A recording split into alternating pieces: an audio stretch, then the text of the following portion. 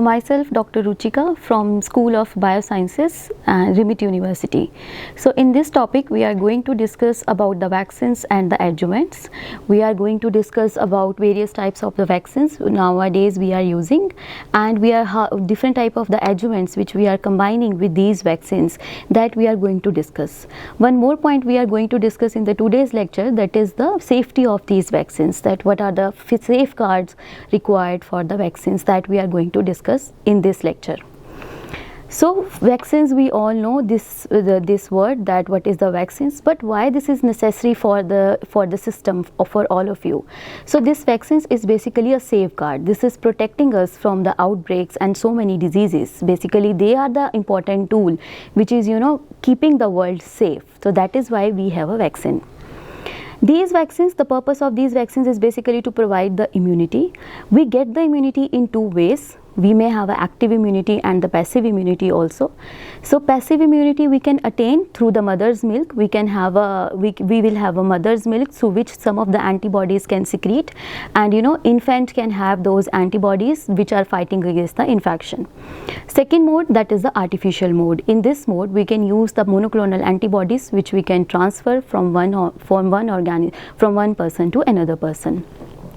Second type is the active immunity. This active immunity we can attain through two different ways, that is the natural and the artificial. Natural is that immunity in which we can get the natural infection of any pathogen or the microorganism, and our system recognize that antigen and antibodies are going to be produced. But the second type in the active immunity, that is the artificial. Artificial immunity we can attain through the vaccination. So for getting the immunity, artificial immunity, we need a vaccination. So basically vaccines, they are the source of the active immunization in which we can get the infection, we can get the pathogen artificially, and that we can use for the protection. So they are the medications, basically you can call it as a biological preparations which are used to design the immune response, which are used to to stimulate the body's immune system so that they can generate the effective immune response against that particular pathogen. And their overall goal is to develop a lifelong protections. We need the lifelong protection for any kind of the pathogen or the microorganism. So that is why we need the vaccines. Now in this slide you can see that how this is a picture which I have pasted, that how the vaccines work actually. So in these vaccines you have the antigens. Antigens, there may be a microorganism, any pathogen, any bacteria which may be a dead or maybe a killed, or maybe you can inactivate it, some kind of a treatment. The antigen is going to be administered in your body, and these antigens can recognized by the T cells or the APCs which instigate the other cells to secretes the antibodies.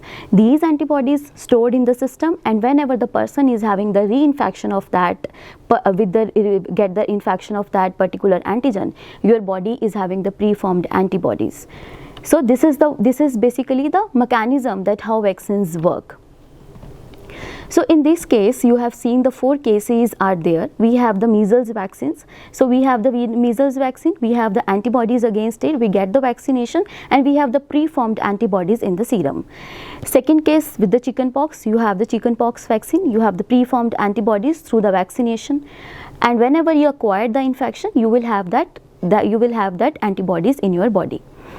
Third case is with the flu. You have the flu infection, you have the vaccination also, and your antibodies are formed in the serum, and whenever you have the flu your antibodies can start working upon them.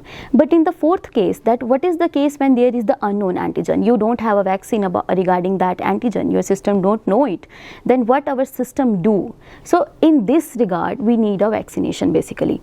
So for the new antigen, if we are injected with the unknown antigens already, so we have the preformed antibodies which are formed in the body, and these antibodies can detect that antigen and start killing or neutralizing those pathogens from the system. This vaccine is basically considered with the human health. So because they are for the human use, so there are some kind of a safeguards are there for each and every vaccines. So let's discuss what are the various safeguards. So first is the vaccines should always be safe. There should be low, you can say, or there may be a no side effect, so that if the vaccine is showing the side effect, it is it may create so many problems. So this case should not be there. Second, this vaccine should be, any vaccine should be easy and cheap to manufacture. Any vaccine can be affordable to any person. That is why they should have such a low cost so that any person can use it and buy it. They are stable for the storage and transportation because they are the proteins basically which can be easily distorted through the temperature.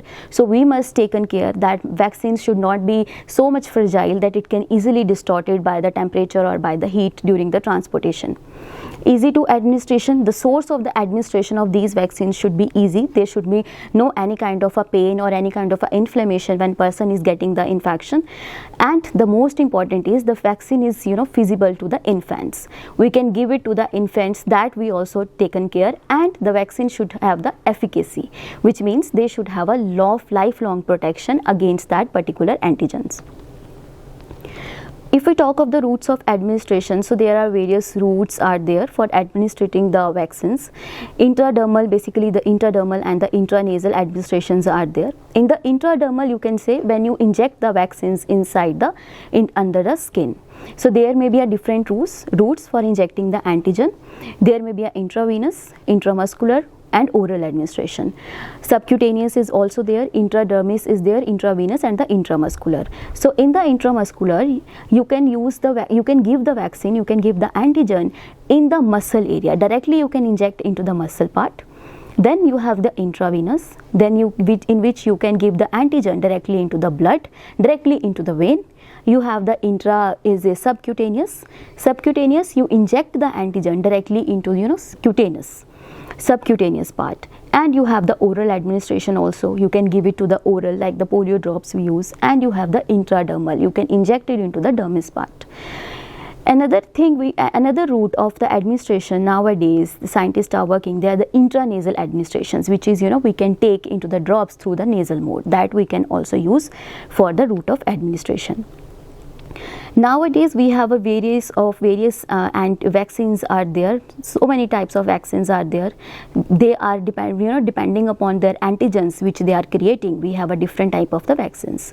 So let's see what type of vaccines are there. So you have the viral vectors, you have the attenuated vaccines, DNA vaccines are also there. Virus-like particles can also be used as a vaccine. Subunit vaccines can also be used. You can use the inactivated vaccines. So you can see over the screen that these are the different types of the vaccines which are available nowadays. So in the upcoming slides we will discuss these different types of the vaccines one by one. So if you talk of the first vaccine, that is the live vaccines, attenuated vaccines. As their name indicates, they are the vaccines which are containing live microorganism or the pathogens. But they don't have the capacity to replicate within the host because they are weakened. The antigen is live, but they are weakened with some treatment or with some heat radiations or some chemical radiations. They are going to be weakened so that they cannot they are not able to replicate. They don't have the disease causing symptoms, you can say, but still they have the immunogenic properties. They can still identified by your APCs and the T cells that they are the foreign particles, and your T cells and APCs can work upon that, but they do not cause the disease when they are injected in the humans. They are necessary for the prolonged immune system exposure. You can have the good these vaccines have a good immunogenicity because their antigens are live, their surface proteins are live, so they provide a good immunogenicity and they provide a lifelong protection. For example, you have a measles vaccine, mumps vaccine, and the chickenpox vaccine. So in the next slide you can see the inactivated vaccines. As their name indicates, these are the inactivated, which are going to be inactivated by some the chemicals or some radiations. We can just kill those antigens and you have your vaccine is going to be inactivated. So these are again the disease causing microbes. We killed it with some kind of a chemical or the radiations, and we just injected into the human body. They are more stable and the safer because they are the inactivated form of the antigens. So that is why they don't have disease causing symptoms. Their disease causing symptoms are entirely deleted from the vaccine. So that is why they are the more safe and the stable part. They stimulate the immune response in a better way as compared to the live vaccines. So they are good way to for the protection in case of the inactivated vaccines. So for example, you have the Salk vaccine for polio. Then you have the subunit vaccines. So subunit vaccines, they are the vaccines, they are the basically the best vaccines which can stimulate the immune system in the best way. So in this vaccine, a small protein part, a small fragment of that antigen, disease causing microbe or the pathogen is going to be utilized in the vaccine, right? So some part, a very specific part of that antigen, we can use it, which you call it as a epitopes. So epitopes are going to be used as the antigen in this vaccine, and they are recognized by the T cells, and they can provide the protection against that particular antigen. It is an effective method and inexpensive method also for so many health disease, but they have a fewer side effect as compared to the live attenuated vaccines, and they need adjuvants to enhance the effect. So we have because they are just a small fragment of that of that pathogen, just epitopes are there, so that is why you need some protein, different chemical substance, so that they can increase their immunogenicity. So you can use the adjuvants in case of the subunit vaccines due to their smaller size. So for example, you have the hepatitis B vaccine. Next is the toxoid vaccines. So these toxoid vaccines, they are basically the exotoxins of bacteria, they are going to be purified, right? So the exotoxins are going to be secreted by bacteria or the virus. So the exotoxins, they are going to be purified so that they can form the toxoids with some, they can treat it with the formaldehyde or the heat treatment, and they are form the toxoids, and these toxoids you can use it as the vaccines. So for example, diphtheria and the tetanus vaccines are there. Then you have the conjugated vaccines. So conjugated vaccines, they are containing the antigens, and these antigens are combined with the protein molecule. There may be a glycoprotein also, or there may be a protein also. So these antigens, these vaccines, they are more good for the immunization in the babies and the children against certain bacterial infection. So we are using the protein here as the carrier basically. The proteins are carrying the antigen for their, so that they can increase the immunological response, they can magnify the immune response of that antigen. That is why you use the protein as the carrier in the conjugate vaccine. So for example, Haemophilus influenzae is there, vaccine is there, which we can use at the conjugate vaccines. Then you have the DNA vaccines. So in the DNA vaccines, we can use the plasmid. So plasmids is used for the DNA vaccines, in which they are containing the certain genes of very type of the antigens. So these proteins which are secreted by these plasmids are taken up by the target cells, and the cells are and your system works against that antigens. So in this picture you can see that the plasmids are there. So these plasmids are taken up by the T cells and the B cells. So these T cells can recognize that through the MHC molecules, and the proteins are taken up by these B cells. So if there is the infection, so you have the cytotoxic T cell response in your body against that particular antigen, and memory T cells are going to be there, which is stored for in your body when you have the second time encounter with the same antigen.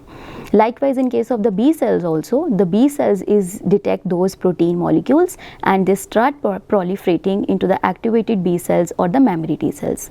Memory T cells are going to reside in the system. So whenever you encounter these pathogens again, so your cells having the memory of that antigen, and they immediately start secreting the antibodies. And when you have that infection for the first time, so the activated B cells, plasma cells basically, they start making the antibodies for neutralizing those pathogens from your body. Now vaccines are basically, they are made up of two different things. The vaccines containing the antigens, which we have talked just now, and they are containing the second part that you called it as adjuvants. So like I was telling you in the subunit vaccines, that you need to have some substance which can mixes with the antigen. So likewise you have these adjuvants. So these adjuvant is a part of the vaccine. A good vaccine contain an antigen and an adjuvant mixed together, which you called it as a vaccine, and this vaccine is given to a person during the vaccination. So these adjuvants, they are basically they are the few substances which are mixed with the antigen. So they are properly mixed, so that and then injected into the body. Why they are mixed? Because to increase the immunogenicity. Adjuvant is made from the word which you called it as a adjuvare, and this adjuvare means to help. So they help the antigen, they increase the immunogenicity of that antigen, so that your immune response is going to be heightened, right, against those antigens which have the low immunogenicity. So they are combined with those antigens which are having the small subunit of that antigens. That is why we can use the adjuvants. So this is the few points are there, which is showing you that what type of compounds you can use for the adjuvants. So you have the alum. Nowadays alum is containing basically the aluminium potassium sulfate, but you can use the aluminium hydroxide is also going to be used nowadays. Then you have the fluids incomplete adjuvant, which you call it as a FIA. They are the oil in water emulsions. Fluid completes adjuvant, that is FCA. Some saponins are going to be used, and nowadays people are using the cytokines also, like IL-2, IL-1. They are also going to be used as the adjuvants in some of the vaccines. Mineral oil, food oils that can used, lipopolysaccharides are used, toxoids can also used as a vaccine nowadays. So these are the list of those substances which are used as an adjuvant. They are mixed thoroughly with the antigen, so that they take up the antigen for the longer time and increase the exposure time when it is given to the human body. So their purpose is to increase the immunogenicity. So immune stimulation by the adjuvants, that how these adjuvants can work against the human system, against the immune, so that we need to discuss now. So these adjuvants is basically they absorb the antigen. So whenever you have the small antigens, subunit antigens are there, which are made up of the small fragments, you just mix it with the antigen adjuvant. These are going to be absorbed by these adjuvant, absorb those antigens, and they create the slow release into the blood. So as much as you can slow release is there. So slow, it is easy for the APCs, antigen presenting cells, and the lymphocytes to recognize that antigen. So basically they are increasing the exposure time of that antigen. They can easily absorbed by the antigen presenting cells. They can activate a series of macrophages and the lymphocytes in your system, and they can also support the secretion of the various cytokines. These are the reference from which this PPT has made. Thank you.